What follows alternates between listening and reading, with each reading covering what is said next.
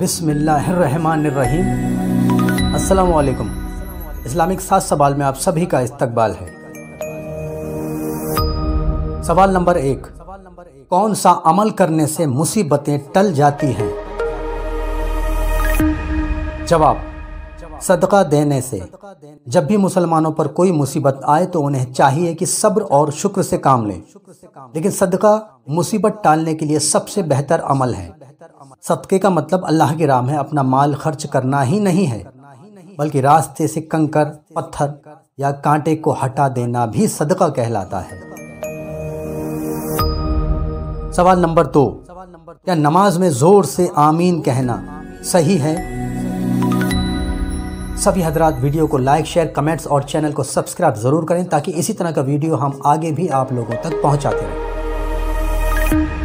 جواب، حضرت ابو ہریرہ رضی اللہ عنہ سے روایت ہے کہ رسول اللہ صلی اللہ علیہ وسلم نے فرمایا، جب امام آمین کہے تو تم بھی آمین کہو، کیونکہ جس کی آمین فرشتوں کی آمین سے مل جائے گی اس کے سارے گناہ معاف کر دیے جائیں گے۔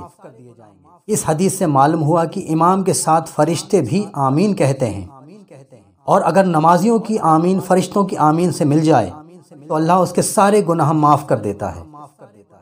اس حدیث سے معلوم ہوا کہ امام کو بھی سورہ فاتحہ کے بعد آمین کہنا چاہیے، کیونکہ جب امام آمین کہے گا تبھی مقتدی بھی آمین کہیں گے۔ آمین زور سے کہیں یا آہستہ، اس میں علماء کا اختلاف ہے۔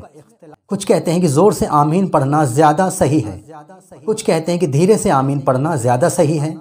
بہرحال آمین دھیرے پڑھیں یا زور سے نماز ہو جائے گی، لیکن آمین پڑھنا بے حد ضروری ہے۔ سوال نمبر 3، کون سا لباس ہے جو عورتوں کو نہیں پہننا چاہیے؟ جواب، مردوں کا لباس۔ جس گھر کی عورتیں مردوں کا لباس پہنتی ہیں اس گھر سے اللہ کی رحمتیں اٹھ جاتی ہیں۔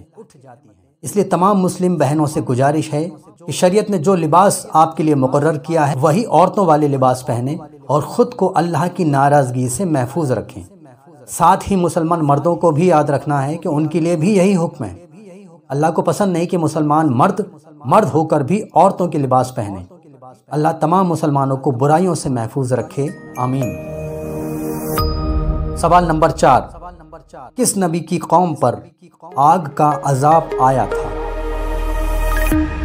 جواب، حضرت شعیب علیہ السلام کی قوم پر۔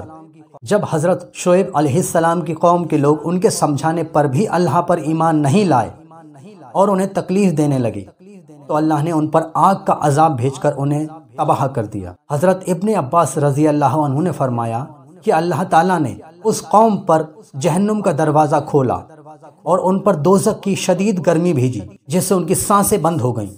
اب نہ انہیں سایہ کام دیتا تھا نہ پانی۔ اس حالت میں وہ تہہ خانے میں داخل ہوئے تاکہ وہاں انہیں کچھ امن ملے، لیکن وہاں باہر سے زیادہ گرمی تھی۔ وہاں سے نکل کر جنگل کی طرف بھاگے۔ اللہ تعالیٰ نے ایک ابر یعنی بادل بھیجا جس میں نہایت ٹھنڈی اور خوشگوار ہوا تھی۔ سب جلدی جلدی اس کے سائے میں آئے اور ایک دوسرے کو پکار کر جمع کر لیا۔ مرد اور عورتیں سب جمع ہو گئے تو اللہ کے حکم سے وہ بادل آگ بن کر بھڑک اٹھا اور وہ اس میں اس طرح جل گئے جیسے بھاڑ میں کوئی چیز بھن جاتی ہے۔ سوال نمبر 5، ہفتے کا کون سا دن ہے جسے عید کا دن کہا جاتا ہے؟ جواب، جمعے کا دن۔ کیوں تو اللہ کا بنایا ہوا ہر دن بہتر ہے، لیکن جمعے کو مسلمانوں کی عید کا دن کہا گیا ہے۔ یہ وہی دن ہے جس دن اللہ نیکیوں کا ثواب 10 گنا کر دیتا ہے۔ اللہ ہم سب کو جمعے کا احترام کرنے کی توفیق عطا فرمائے، آمین۔ سوال نمبر 6، کیا 40ویں کا کھانا جائز ہے؟ جواب، نہیں اور بالکل نہیں۔ آج کل یہ چلن ہو گیا ہے کہ لوگ میت کے گھر میں کئی دن تک کھانا کھاتے ہیں اور پھر 10واں، 20واں اور 40ویں میں جم کر دعوت اڑاتے ہیں۔ اسلام میں اسے بدعت یعنی برے کام کی شروعات کہا گیا ہے۔